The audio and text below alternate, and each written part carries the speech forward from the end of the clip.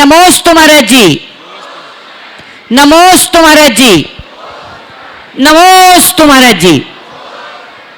आज के प्रथम प्रश्न को लेकर के आ रहे हैं श्रीमान राजकुमार जी विनायकिया कोलकाता, और उसके बाद तैयार रहेंगी श्रीमती कल्पना जी शैलेश जी सांघेलिया शिवनगर जबलपुर से। गुरुवन नमोस्तु नमोस्तु नमोस्तु। जयकारा गुरुदेव का। जीवंत दान और मरने के बाद दान में श्रेष्ठ कौन सा है? उसमें दान करने वाले को और दान कराने वाले को कितना पुण्य मिलता है? ओम। माँ बाप अपनी बेटी की शादी कर देते हैं, लेकिन अपनी ही बेटी के घर में हस्तक्षेप करते हैं, क्या यह उचित है? ओम। एक का उत्तर मिलेगा, दो का नहीं। सबको एक का ही होगा, इसलिए सभी एक ही सवाल करेंगे, क्योंकि बहुत सारे लोग बाद में हताश हो जाते हैं। मैं आपके पहले प्रश्न का उत्तर देता हूँ, दूसरे प्रश्न किसी और के लिए सुरक्षित। आपने पूछा है कि जीते जी दिए गए दान का पुण्य अधिक होता है या मरण के बाद। मैं आपसे एक सवाल करता हूँ, मर जाने के बाद आपके द्वारा छोड़ी गई संपत्ति का मालिक कौन होता है? आप या जिनके पीछे छोड़ गए वो? जिनके पीछे छोड़ गए वो। तो जिसकी संपत्ति, वो संपत्ति किसकी हुई? संपत्ति हमारी हो गई। तुम्हारी हुई कि जो छोड़ के, जिसके लिए छोड़ के गए उसकी हुई? चलो थोड़ा हम तुम्हारी मान लेते, तुम्हारे बाबूजी ने जो छोड़ी वो तुम्हारी हो गई ना? हाँ जी। अब तुम्हारी संपत्ति का स्वामी तुम हो, तो जो स्वामी है उसको दान का पुण्य मिलेगा या छोड़ के गया उसको मिलेगा? ठीक है महाराज जी, ये सुनो मेरी बात, ये ठीक नहीं, यही ठीक है, समझे? इसमें बहुत गहराई से समझिए। जीते जी अगर आप दान करोगे तो पूरा पुण्य आपके खाते जाएगा, और संपत्ति छोड़ कर जाओगे तो परिग्रह का पाप सिर पर जाएगा। संपत्ति तो यहीं धरी रह जाएगी, पर वो परिग्रह का पाप तुम्हारे साथ लगा है, तुम उस ममत्व के साथ जा रहे हो, और हो सकता है आर्त रौद्र परिणाम के कारण दुर्गति के पात्र भी बन जाओ। हमें वो कहानी याद रखनी चाहिए कि अपनी संपत्ति से मोह रखने वाला राजा मरा तो अपनी राज खजाने का सांप बन गया, पता है ना? इसलिए मैं आप सबसे सलाह देता हूं, मेरे मरने के बाद लोग मेरी संपत्ति का दान करें, इस मोह में जीने की जगह जीते जी दान देकर अपना कल्याण करें। मैं कहता हूं, अपना तिया पांचा अपने हाथ करके जाओ। मेरे संपर्क में एक व्यक्ति हैं, अब तो नहीं रहे इस दुनिया में, स्वतंत्रता संग्राम सेनानी थे। 82 वर्ष की अवस्था में वो मिले। उन्होंने क्या किया, बड़े बिंदास आदमी थे। उनने अपना चबूतरा और अपने मरने के पहले ही अपना भोज दे दिया। चबूतरा अपने पैसे से बनवाया और गांव को पूरा भोज दे दिया। बोले अरे बाद में मेरे भोज देंगे, उसमें मैं थोड़ी रहूँगा। और जो दान पुण्य करना था वो भी कर लिया। बात समझने की है, बहुत गहरी है। लोग जीवन भर धन जोड़ते हैं, धन के मोह में और संतान के मोह में मरकर दुर्गति के पात्र बनते हैं।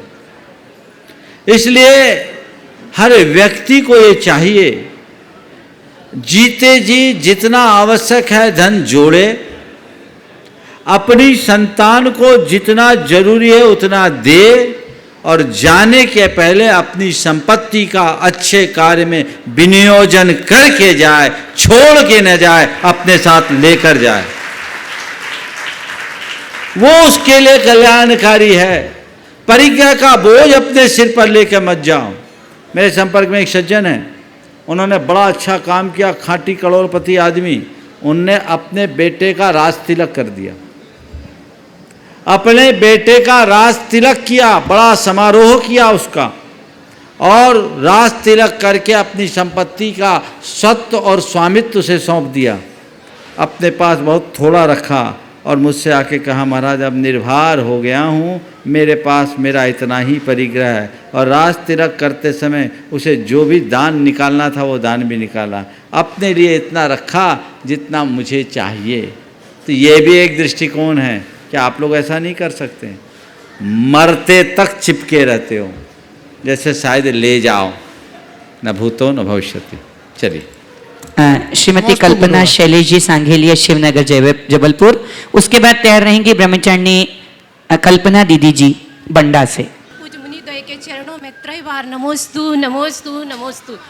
महाराज जी, विदुषी नीलू भाभी जी द्वारा हम लोगों को अभी 8वें सूत्र, तत्वार्थ सूत्र के 8वें सूत्र का अध्ययन कराया जा रहा है ऑनलाइन। पहले क्लास हमारे शिवनगर में भैया के यहाँ, सुनील भैया के यहाँ भाभी आती थी, वहीं चलती थी। जब से कोरोना काल चालू हो तो ऑनलाइन चल रही। उसमें एक समस्या आई महाराज जी, अभी एक शंका कि जो पहले दूसरे स्वर्ग के इंद्र होते हैं देव, वो एक इंद्रियों में जाते हैं, और जो देवियाँ होती हैं नियोगिनी उनकी, वो ऊपर ऊपर के स्वर्गों में भी देव ले जाते हैं। तो प्रश्न ये है महाराज जी कि जो ऊपर ऊपर के स्वर्गों में देवों द्वारा नियोगिनी देवियाँ ले जाती हैं, क्या वो भी एक इंद्रिय में जा सकती हैं? देखो, देवों की चर्चा है और सौधर्म एहसान स्वर्ग तक के देवों की चर्चा है। देवियाँ ऊपर के नियोगी देवों के साथ ऊपर चले जाती हैं। यद्यपि आगम में ऐसा कुछ स्पष्ट उल्लेख नहीं है, पर मैं अपनी धारणा के अनुसार ऐसा कह सकता हूँ कि वो देवियाँ एक इंद्रियों में नहीं जाती होगी, क्योंकि वो उत्तम परिणाम वाले देवों के साथ रहती हैं। तो जो जैसे के साथ रहता है वो वैसा ही हो जाता है, ऐसा समझना चाहिए। पूज्य गुरुदेव के चरणों में सकल दिगंबर जैन समाज बंडा एवं परिवार का नमोस्तु त्रैवार नमोस्तु महर्षि। महर्षि, हमारा प्रश्न यह है कि जो आत्महत्या लोग करते हैं तो वह उनका जो परिणाम होता है वह तात्कालिक होता है कि पूर्व निबद्ध होता है? लोग कहते हैं कि ऐसा होना था इसलिए हो गया। तो आपसे शंका का समाधान चाहते हैं। देखिए, कोई आत्महत्या कर ले और हम अपने चित्त के समाधान के लिए कहें कि ऐसा होना था सो हो गया, ये तो ठीक है। लेकिन ऐसा मानना कि आत्महत्या सब कुछ पूर्व नियोजित ही होता है, ठीक नहीं। ये एक सर्टेन मूवमेंट का क्षण होता है, और उस समय व्यक्ति को अगर कोई समझाने वाला मिल जाए तो उससे वो बहुत कुछ बच भी सकता है। इसलिए व्यक्ति को चाहिए कि जब कभी ऐसी स्थिति आए हम ऐसे व्यक्ति को मोटिवेट करें। मेरे संपर्क में कई ऐसे लोग हैं जिन्होंने आत्महत्या करने का मन बनाया और उन्हें कोई अच्छा निमित्त मिल गया, टल गया, और वो आज जिंदा है। तो ये चीज़ें हैं। इसलिए ये कहना कि मेरा जब नियोग होगा आत्महत्या का, मेरे द्वारा आत्महत्या हो जाएगी, ठीक नहीं। पहले से बंधा हुआ नहीं रहता, ऐसा कहना ठीक नहीं। ठीक। नमोस्तु महर्षि, नमोस्तु। श्रीमती कुसुम सुनील जी जैन भेसा परिवार अजमेर होटल कनक सागर से, उसके बाद तैयार रहेंगे श्रीमान राकेश जी रजनी जी गोधा ट्रस्टी गुणायतन इंदौर। नमोस्तु महाराज जी, मेरा प्रश्न है कि हमारे जैन धर्म में पूजा के साथ साथ ध्यान और योगा का क्या महत्व है? ध्यान और योग का क्या महत्व है? देखिए, पूजा प्रारंभिक अवस्था की उपासना है और ध्यान उत्तर अवस्था की साधना है। पहले पूजा फिर ध्यान।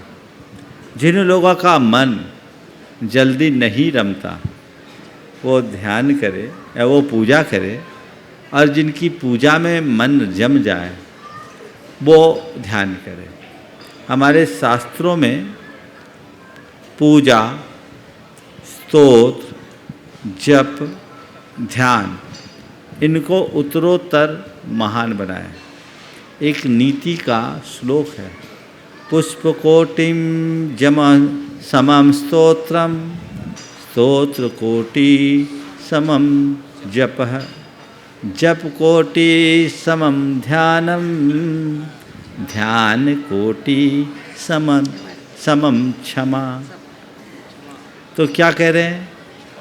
पूजा कोटि समम स्तोत्रम, 1000 करोड़ पूजा करो और एक स्तोत्र का पाठ करो, बराबर है।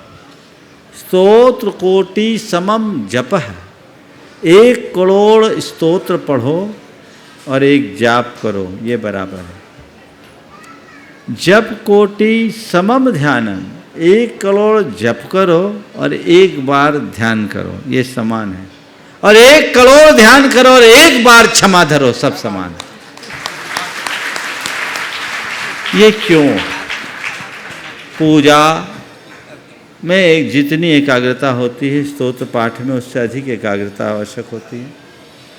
उससे अधिक एकाग्रता की आवश्यकता जप में होती है, और जप से भी अधिक एकाग्रता की आवश्यकता ध्यान में होती है। और क्षमा में एकाग्रता भले नहीं है, लेकिन परिणामों की निर्मलता की आवश्यकता है। यानी करोड़ों ध्यान से हम जितने कर्मों की निजरा करते हैं वो 1 बार की क्षमा से हम कर देते हैं, ऐसा समझ। नमस्ते महाराज जी। राकेश जी, रजनी जी गोधा ट्रस्टी गुणायतन, उसके बाद तैयार रहेंगे श्रीमान गायक जी पाटनी दुर्ग। हे वर्तमान काल के गौतम गढ़धर, आपके चरणों में कोट से नमन, कोट से वंदन। पूज्य अरस सागर जी महाराज के चरणों में भी कोट से नमन। हे स्वामिन, आजकल समय अभाव के कारण छोटे छोटे घर पाए जाते हैं और उनके पास समय भी कम होता है। उनके यहाँ जब दैव योग से कोई स्वर्गवास हो जाता है तो तीसरे दिन यानी उठावने के दिन ही वो घड़ियों का संस्कार करते हैं। उसका परिणाम क्या होता है? उसी दिन सारे मेहमान इकट्ठे होते हैं, उनको और दान के लिफाफे मंदिरों में दान एक चारों तरफ बांटा जाता है। इसके पश्चात 10 दिन तक शाम को मोबाइल खोलकर दोपहर को सारे पाठ पढ़े जाते हैं। क्या दोनों क्रिया उचित है? क्या उनमें पाप का बंध नहीं होता है गुरुवर? देखिए, सबसे पहले तो मुझे गणधर नहीं करो। गणधर चौथे ही काल में होते हैं और चौथे ही काल में सोपते हैं। पंचम काल के गणधर तो बड़े खतरनाक बन जाते हैं, इसलिए मुझे अभी गणधर कहने की कोशिश कोई नहीं करो। मैं मुनि हूँ, मुनि ही बन कर के जीना चाहता हूँ और उसमें ही अपनी भलाई समझता हूँ। और आप लोगों से भी निवेदन है, भक्ति के अतिरेक में ऐसे शब्दों का प्रयोग न करें, है ना, तो ज़्यादा अच्छा है। आपने कहा आजकल छोटे परिवारों में होने वाली गमी में तीसरे के दिन ही सब कुछ कर लेना कितना उचित है। ये बदले हुए समय का परिणाम है। पहले लोगों को कांधा लेकर के शमशान पहुंचाया जाता था, अब सीधे लोग शमशान पहुंचते हैं, है ना। अब धीरे धीरे और चेंज आएगा। अब शमशान अभी तो पहुंच जाते, बाद में लोग तीसरे में ही पहुंचेंगे जबकि संख्या होने लगी। तो ये चीज़ें अच्छी नहीं हैं। कायदे से आप तीसरे दिन बैठक उठा लो अपनी सुविधा की दृष्टि से, उसमें तो मुझे कोई असहमति नहीं है। लेकिन दान की क्रिया सूतक के बाद ही होनी चाहिए। जब तक व्यक्ति सूतक ग्रस्त है उस अवस्था में दान नहीं देना चाहिए।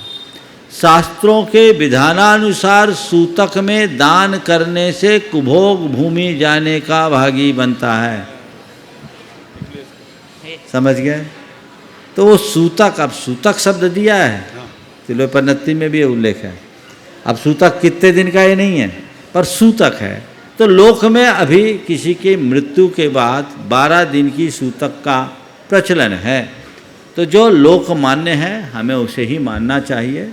और ठीक है, बैठक उठा दें, दुकान उकान खुल जाए। लोग अब पहले तो बहुत लोग होते थे तो एक व्यक्ति अटेंड करने वाला होता था। अब लोगों को काम धाम में जाना है, बहुत सारी उनकी अपनी निजी समस्याएं भी होती है। तो उसके मद्देनज़र यदि ऐसा होता है वो गलत नहीं है। लेकिन दान आदि की क्रियाएं जिस दिन 12 दिन पूरा हो जाए, घड़ी का या पगड़ी का दस्तूर जब हो तब ही करना उचित है। उस समय न तो दान घोषित करना चाहिए और न ही समाज को घोषित करवाना चाहिए। अब चक्कर ये है कि पहले जो पात्र दान, एक बहुत गहरी बात बोल रहा हूँ, उसे सुनिए। ये दान क्यों दिया जाता है? किसी के मरने के उपरांत दान देने की बात है, वो क्यों है? हमारे शास्त्रों के विधानानुसार देव पूजा और पात्र दान ही अरिष्ट निवारण का सर्वोत्तम साधन है।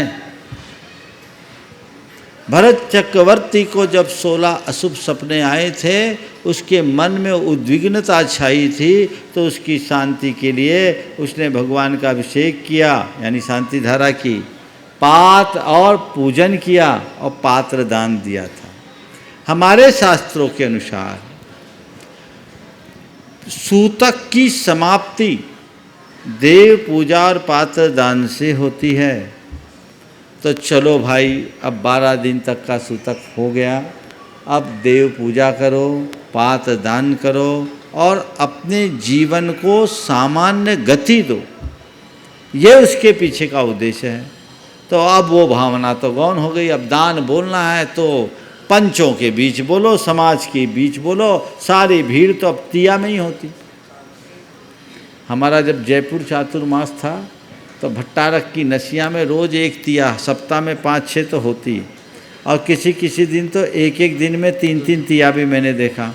हजारों लोग इकट्ठे होते हैं। तो अब वो क्या है, अब आज भीड़ है तो हमें दान बोलना है, अभी बोल दो। अरे भैया, तुम दिखावा कर रहे हो या दान?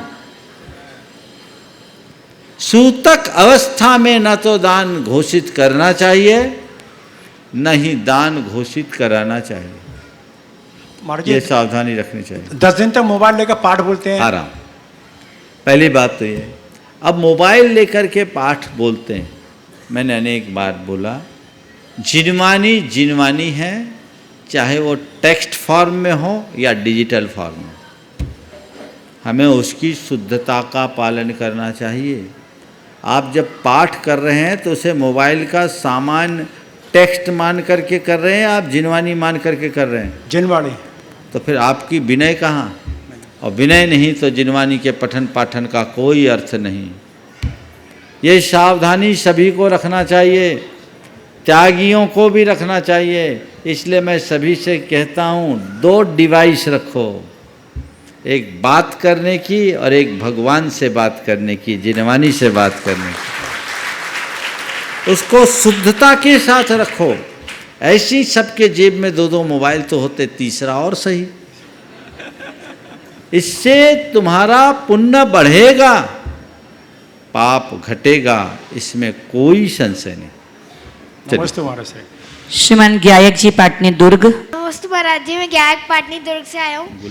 महाराज जी, आजकल हम बच्चों को गेम्स और सोशल मीडिया का बहुत एडिक्शन हो गया, और आजकल हमारा मन भी स्थिर नहीं रहता, कहीं कंसंट्रेट नहीं कर पाते। तो महाराज जी, हम इससे कैसे बाहर आए? देखिए, एडिक्शन तो कोई भी हो, एडिक्शन बुरी है, और एडिक्शन से बचने के लिए व्यक्ति को अपने माइंड में कुछ कोड देना चाहिए। वो कोड क्या? मेरे लिए क्या सही है, मुझे वही करना है जो सही है। समझ गए? ये बात बार बार दोहराओ, मुझे वही करना है जो सही है, मुझे वही करना है जो सही है। एक लड़की महाराष्ट्र से मेरे पास आई थी, मैं जब रतलाम में था। उसको पोर्न वीडियोज़ देखने का एडिक्शन हो गया और उससे वो खुद भी बड़ी डिप्रेशन में थी। उसका मन हो गया था कि मैं सुसाइड कर लूँ। उससे न किया जाता था न रहा जा सकता। उसके परिवार के लोग मेरे पास लेकर आए, मैंने उसे मोटिवेट किया, और मोटिवेट करने के बाद उससे मैंने भावना योग करने के लिए बोला और एक कमांड दी कि तुम ये बात करो, बार बार इसको दोहराओ, मुझे वही करना है जो सही है, मुझे वही देखना है जो सही है, मुझे वही देखना है जो सही है, मुझे वही देखना है जो सही है। इसे बार बार दोहराओ। आप सुनकर ताज्जुब करोगे, 4 महीने बाद वो परिवार मेरे पास आया। जब मैं 52 गजा पहुँच गया था, उस बेटी ने कहा, महाराज जी, मैं उस एडिक्शन से पूरी तरह बच गई। तो अपने मन में ये कमांड दो, तुम्हारे सबकॉन्शियस में ये बात गहरे बैठ जाए, तो फिर मन कभी नहीं भटकेगा। ओ श्रीमान राजकुमार जी जैन, दिल्ली ट्रस्टी दुर्ग। महाराज जी नमोस्तु नमोस्तु नमोस्तु। महाराज जी, ये प्रश्न पूजा के वस्त्रों के रंगों के संबंध में है। श्रावक जन अभिषेक पूजा के समय जो धोती दुपट्टा पहनते हैं, उनका रंग प्रायः केसरिया, सफ़ेद, गुलाबी या पीला होता है। हमारी जिज्ञासा यह है कि इन रंगों का क्या कोई प्रभाव पड़ता है, और अगर इनमें से किस रंग को सर्वोत्तम माना जाए? देखिए, केसरिया, सफ़ेद, पीला, ये जो रंग है, ये सब सात्विकता के द्योतक हैं। जब केसरिया रंग के वस्त्रों का प्रयोग करते हैं, उसके पीछे एक भावना है कि हम इंद्र बनकर भगवान की पूजा करें, और इंद्र पीतांबरी होता है, वो पीत लेस्या वाला, इसलिए इंद्र को भी पीतांबर कहते हैं। अतः केसरिया वस्त्र पहनते हैं। अब वो केसरिया ही धीरे धीरे पीला में बदल गया। और श्वेत शुक्ल लिशा शुक्लता का प्रतीक है, उज्ज्वलता का प्रतीक है, इसलिए सफ़ेद वस्त्र पहनते हैं। कुल मिलाकर के सफ़ेद हो, पीला हो, केसरिया हो, ये हमारे हृदय में, केसरिया तो भक्ति को प्रकट करता है, सफ़ेद रंग श्रद्धा को प्रकट करता है, और पीला रंग उत्साह को प्रकट करता है। इन रंगों का अपना बड़ा प्रभाव है।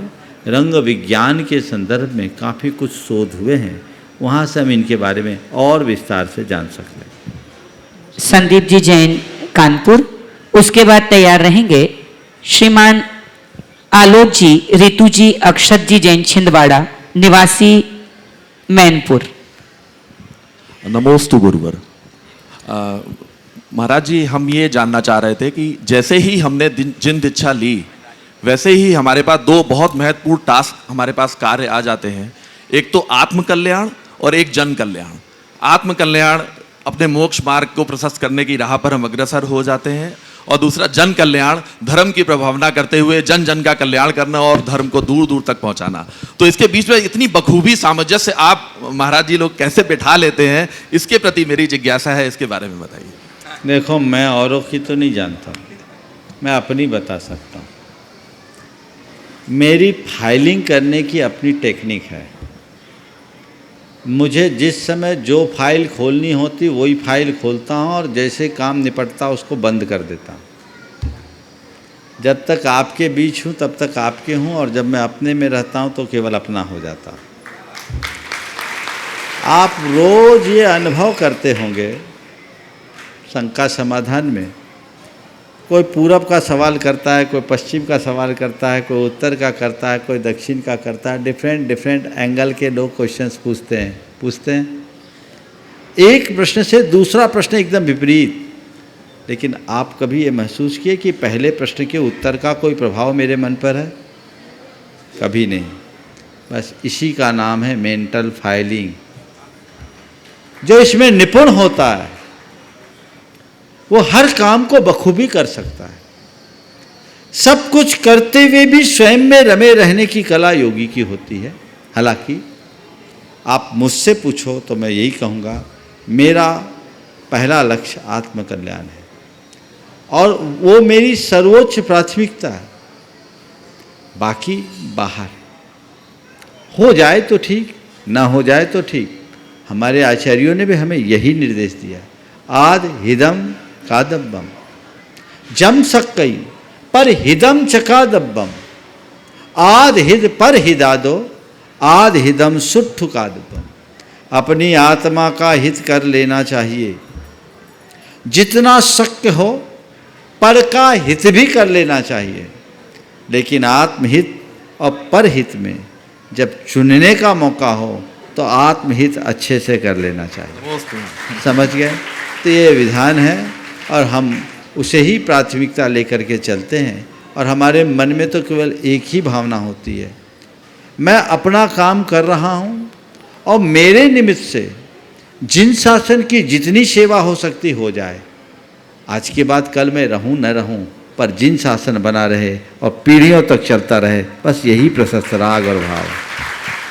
आलोक जी, रितु जी, अक्षत जी जैन छिंदवाड़ा, उसके बाद तैयार रहेंगे सांध्य लक्ष्मी के संपादक श्रीमान शरद जी जैन।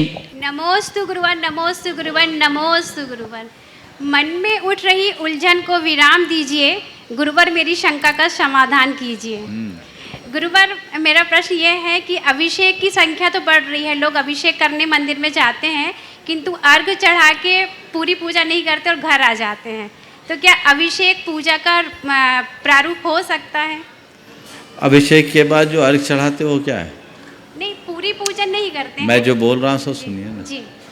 अभिषेक के बाद जो अर्घ चढ़ाते वो क्या है? वो शॉर्ट पूजा बोलते हैं। मतलब मुझे शॉर्ट और लॉन्ग का से मतलब नहीं, वो है क्या? पूजा का ही रूप है वो। तो इसे इस रूप में मत देखिए कि लोग केवल अभिषेक करते हैं, पूजन नहीं करते हैं, बल्कि इस रूप में देखिए जो कल मंदिर तक नहीं जाते थे अब अभिषेक भी करने लगे। हम नकारात्मकता की दिशा में क्यों जाते हैं? हर वक्त हमें सकारात्मक सोचना चाहिए। हाँ, पर मैं उन लोगों से कहता हूँ, तुमने इतना पुण्य तो एकत्रित कर लिया कि सुबह से अपने हाथों से प्रभु का अभिषेक करना शुरू कर दिया, लेकिन अब कुछ और आगे बढ़ो, अभिषेक करने के साथ साथ पूजन भी कर लो तो और आनंद है। यथा अवसर पूर्ण पूजा करो, और जिस दिन समय न रहे छोटी पूजा कर लो। अगर तुम्हारे पास समय है तो पूरी पूजा करो, कम समय है तो चौके वाली पूजा कर लो। करते हो कि नहीं करते? करते। और कम समय है तो अर्घ चढ़ा लो, लेकिन करो जरूर। चलिए। नमोस्तु गुरु। श्रीमान शरद जी जैन, संपादक सांध्य लक्ष्मी पेपर, दिल्ली सांध्य। और उसके बाद तैयार रहेंगे श्रीमान Vijay Kumar ji Jain, crown agency Guwahati, trustee Gunayatan. गुरुवर के चरणों में सादर वंदन, नमन, नमोस्तु नमोस्तु नमोस्तु। और श्रेष्ठ श्रावक पद्मावती देवी को भी मैं सादर जय जिनेंद्र करते हुए शुरुआत करता हूं सवाल की। नवरात्र महाराज जी, आज 9वां रात्र है वैष्णव धर्म के अनुसार, पर इसने हमारे जैन धर्म के अंदर कितनी ज्यादा जड़ें खोद ली हैं कि दक्षिण के अंदर तो आज हमने तीर्थंकरों को गौण कर दिया है और हम वहां केवल देवियों को पूजने लगे हैं। बात यहीं खत्म नहीं होती, अब उसने उत्तर भारत में भी ये कर लिया है। प्रथमा नियोग में आता है कुछ श्रेष्ठ, मानता हूं मैं कुछ देवियों को मानते, पर क्या वास्तव में हम तीर्थन को गौण करके इन देवियों को पूजने लगेंगे तो क्या हमारे जैन धर्म का अस्तित्व आगे रह पाएगा, या ये गलत है या सही है महाराज जी? सबसे पहला सवाल तो ये है कि जो लोग इन्हें पूजते हैं वो क्यों पूजते हैं? पूजना चाहिए, नहीं पूजना चाहिए, आगम में है, नहीं है, ये बात की बात। पर तुम पूज रहे हो तो क्यों पूज रहे हो? एक बहन जी मेरे पास एक बार आई, उन्होंने मुझसे पूछा, महाराज जी पद्मावती आदि देवियों को देवी देवताओं को पूजना चाहिए। मैंने कहा आप पूछती हो? बोले हाँ पूछते हैं। हम बोले पूछती हो तो क्यों पूछ रही हो मुझसे? नहीं महाराज हम जानना चाहते हैं पूजना चाहिए कि नहीं। मैंने कहा अच्छा आप क्यों पूछती हो, आप क्यों पूछती हो? तो उन्होंने कहा महाराज इसलिए कि कहते हैं इनकी पूजा करने से रोग शोक संताप, उनके हाथ में दो माइक, उनको पूजने से रोग शोक संताप नहीं होता।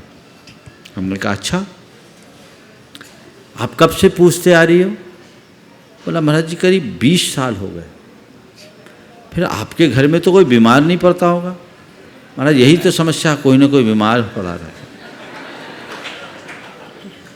अच्छा आपके यहाँ कभी कोई शोक नहीं हुआ होगा? महाराज बड़ा टेंशन है, पिछले 1.5 साल में 3 मौतें हो गई जिसमें 2 कच्ची मौतें हो। अच्छा आपको कोई टेंशन तो नहीं होगा? महाराज जी पूरी फैमिली में बहुत टेंशन है, जब से हमारी सासू माँ गई है सब भाइयों में बड़ा डिस्टरबेंस चल रहा है, रात दिन टेंशन है, महाराज जी कोई उपाय बता दीजिए ना। मैंने कहा बहन जी अभी अभी आपने कहा कि इनको पूजने से रोग शोक संताप नहीं होता, और 20 वर्षों से पूजने के बाद आपने ही कहा हमारे घर में कोई ना कोई रोगग्रस्त रहता है। अभी 1.5 साल में 3 मौतें हो गई, सो शोक भी है और संताप तो बनाई है, तो पूजा से क्या पाया? एकदम चकरा गई। मैंने कहा इस तरह के विश्वासों से ऊपर उठकर हमें तत्व का श्रद्धान करना चाहिए, आत्मा के स्वरूप को पहचानना चाहिए, वस्तु के स्वरूप को जानना चाहिए, कर्म सिद्धांत पर भरोसा रखना चाहिए, कर्म कांडों पर नहीं। ये बात सदैव ध्यान रखिए। हमारे जीवन में आने वाले रोग शोक संताप एक अशुभ संयोग है, और ये अशुभ कर्म के निमित्त से होते हैं। इनका निवारण तभी होगा जब अशुभ कर्मों का निवारण होगा, और अशुभ कर्मों का निवारण का और कोई उपाय नहीं है सिवाय प्रभु स्मरण के। भगवान को भजोगे, परमेष्टि का स्मरण करोगे तभी होगा, और तब भी हो ये कोई गारंटी नहीं। बिल्कुल। लेकिन प्रभु की शरण में जाओगे, तुम्हारा रोग शोक संताप मिटे या न मिटे, तुम्हारा मन शांत जरूर हो जाएगा, तुम्हारा मन निर्मल जरूर हो जाएगा। इसलिए इस झमेले में मत पड़ो, किसे पूजूं और किसे न पूजूं। मैं क्या कहूँ, बड़ा देखकर दुख भी होता है और आश्चर्य भी होता है कि इतना उत्तम तत्व ज्ञान युक्त जैन धर्म आज थोथे कर्म कांडों में उलझ करके रह गया है। मूलभूत तत्व ज्ञान आज लोगों तक नहीं पहुंचाया जा रहा है, उसे बस छोटी छोटी बातों में उलझा करके रखा जा रहा है। और लोग भी हैं जो अपने हल्के मनोबल के कारण अंधविश्वासों से ग्रसित हैं, अज्ञान से प्रेरित हैं, हम जैसे साधुओं की बातों में आ जाते हैं और अधर्म को भी धर्म मानते हुए करने लगते हैं, अधर्म को भी धर्म होने का भ्रम पाल लेते हैं। हमें इनसे बचना चाहिए। श्रीमान विजय कुमार जी जैन, क्राउन एजेंसी गुवाहाटी। उसके बाद तैयार रहेंगी ब्रह्मचारिणी अंकिता दीदी दलपतपुर। महाराज श्री, मेरे परिवार और दिगंबर जैन समाज गुवाहाटी का 3 बार नमोस्तु नमोस्तु नमोस्तु। महाराज श्री, ये प्रश्न ऑनलाइन प्रश्न नहीं, अभी काफ़ी दिनों से नहीं हो रहा है, इसके लिए गुवाहाटी से निर्देशिका जैन ने पूछा है।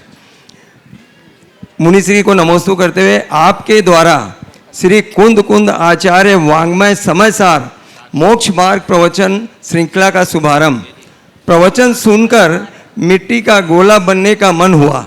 जैसे ही आपके प्रवचन तथा जिनवाणी चैनल पर समय समाप्त हुआ, गोला घर, पढ़ाई, व्यापार में उलझ गया, जो एक नैतिक तथा मौलिक जिम्मेदारी है।